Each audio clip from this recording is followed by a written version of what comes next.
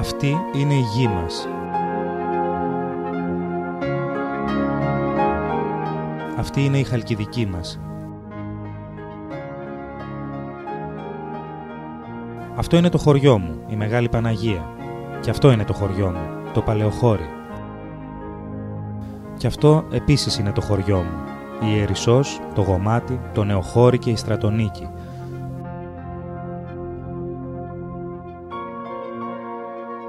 Αυτό είναι το πέτρινο σχολείο όπου εγώ και οι φίλοι μου μάθαμε τα πρώτα μας γράμματα. Εδώ κοιμούνται οι γιαγιάδες και οι παππούδες που μας έλεγαν ιστορίες για το βουνό.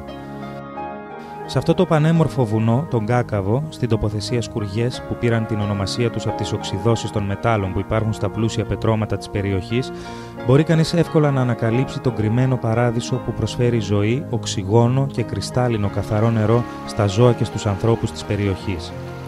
Παντού βλέπει κανείς αιωνόβια δέντρα, παντού πλούσια και σπάνια βλάστηση, ψηλές οξιές, περήφανες βελανιδιές, χρυσοκίτρινες καστανιές, καταπράσινα έλατα, πεύκα, κέδρι, αγριοπούρναρα, οστριές, μιλιάδια και σπάνιοι ήταμοι.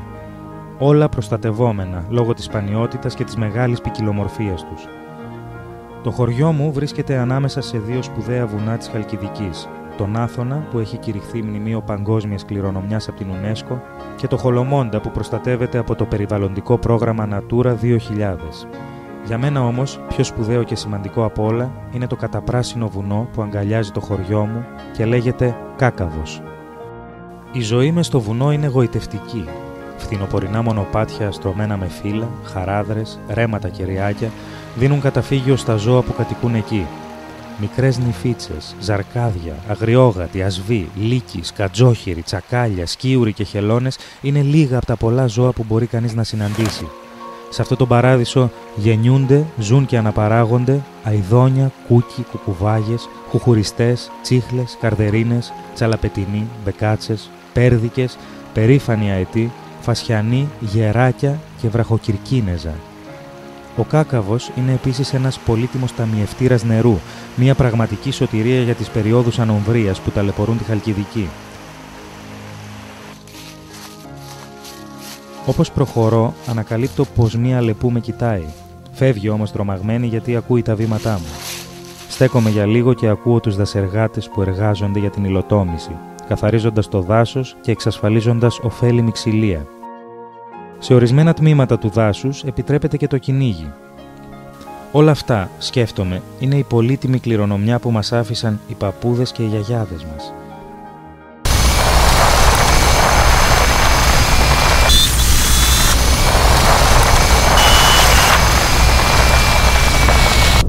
Το σκηνικό όμως αλλάζει. Αλλάζει για το χρυσάφι. Γίνεται η αποψήλωση. Κόβονται τα δέντρα. Αφού καθαριστεί η περιοχή, δημιουργείται το όριγμα. Τοποθετούνται περιμετρικά ισχυρά εκρηκτικά και εκατοντάδες δυναμίτες με τους οποίους ανατινάζονται τα διάφορα επίπεδα του ορίγματος. Η περιοχή που άλλοτε έσφιζε από ζωή, τώρα θυμίζει εμπόλεμη ζώνη. Η ισορροπία της φύσης επηρεάζεται δραματικά. Τα ζώα φεύγουν. Η υψομετρική διαφορά της Μεγάλης Παναγίας από τις Σκουριές είναι περίπου 150 μέτρα. Πλήθος ισχυρών εκρηκτικών τοποθετούνται 250 μέτρα κάτω από το χωριό. Το βάθος του ορίγματος που δημιουργείται υπερβαίνει τα 400 μέτρα. Δημιουργούνται μεγάλες καθιζήσεις του εδάφους και επηρεάζονται τα υπόγεια ρήγματα. Η στατικότητα των σπιτιών κλονίζεται. Ο κρατήρας που ανοίγεται στην επιφάνεια του αποψηλωμένου δάσους για την εξόρυξη του χρυσού έχει διάμετρο 1200 μέτρα. Ο κρατήρας δεν πρέπει να έχει προβλήματα με τα νερά. Οι γεωτρήσεις αναλαμβάνουν την άντληση του νερού και τον αποστραγγίζουν σε βάθος κάτω από τα 400 μέτρα. Αναλαμβάνουν επίσης την υπεράντληση του νερού για τις ανάγκες του μεταλλείου.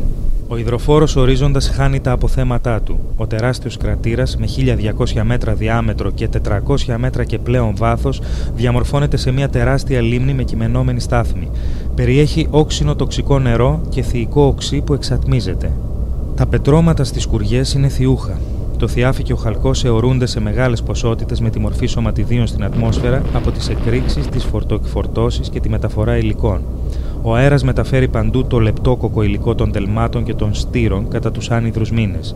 Το χειμώνα όλα αυτά τα σωματίδια διαλύονται από το βρόχινο νερό και περνάνε στα ποτάμια και στα υπόγεια νερά. Από εκεί μολύνουν την ευρύτερη περιοχή της Χαλκιδικής. Τα σωματίδια επικάθονται στα δάση, στα κτήματα, στα επιφανειακά νερά και εξατμίζονται με τους υδρατμούς στην ατμόσφαιρα. Δημιουργούν την όξινη βροχή. Στην ατμόσφαιρα, μετά τις ισχυρές εκρήξεις, απελευθερώνονται τα απαέρια και την επιβαρύνουν, τη μολύνουν δηλαδή, ακόμη περισσότερο. Το θείο που επικάθεται στο έδαφος δημιουργεί θηϊκό οξύ που με τη σειρά του διαχέεται στον υπόγειο ορίζοντα και δημιουργεί την όξινη απορροή. Η ρύπανση αυτή είναι έκθετη, πολλαπλασιάζεται, είναι μη αναστρέψιμη και έχει ολέθριες επιπτώσεις στο νερό, στην υγεία των ανθρώπων, στα ζώα και στα φυτά. Το θείο, σε σημαντικές ποσότητες στο μετάλλευμα και τα στήρα υλικά, παράγει όξινα υποπροϊόντα.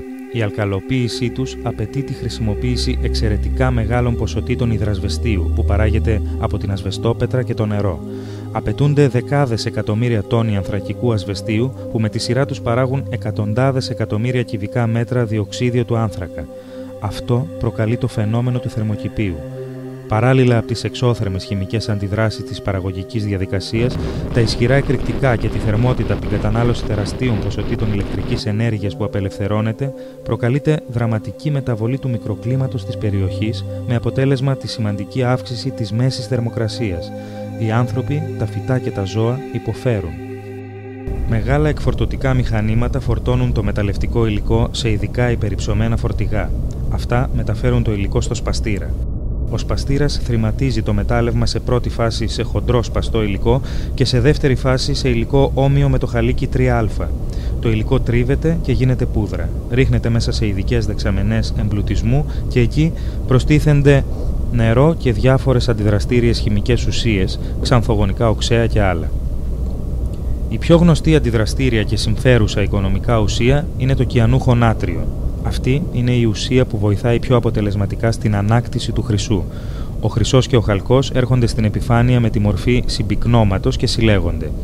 Ό,τι υλικό παραμένει στη δεξαμενή εμπλουτισμού είναι τοξικό απόβλητο. Αυτό αποθηκεύεται στο χώρο τοξικών αποβλήτων που είναι τα τέλματα. Από όλες αυτές τις δραστηριότητες προκύπτουν εκατοντάδες εκατομμύρια τόνοι τοξικών αποβλήτων, εκατοντάδες εκατομμύρια τόνοι στήρων υλικών που καλύπτουν το δάσος και τα ρέματα σε έκταση 35.000 στρεμμάτων. Όλα αυτά δημιουργούν μια απέραντη εστία μόλυνσης. Όμως η ολέθρια καταστροφή δεν σταματάει εκεί. Το κυανούχο νάτριο στους 27 βαθμούς Κελσίου εξατμίζεται και γίνεται αέριο που διαχέεται στον αέρα. Γίνεται το γνωστό θανατηφόρο υδροκιάνιο. Όταν το εισπνεύσει κανείς, πεθαίνει. Με τους υδρατμούς, την υγρασία και τη βροχή καταλήγει στο έδαφος και από εκεί περνάει στα ποτάμια, τις λίμνες, τη θάλασσα και φτάνει στον υδροφόνο.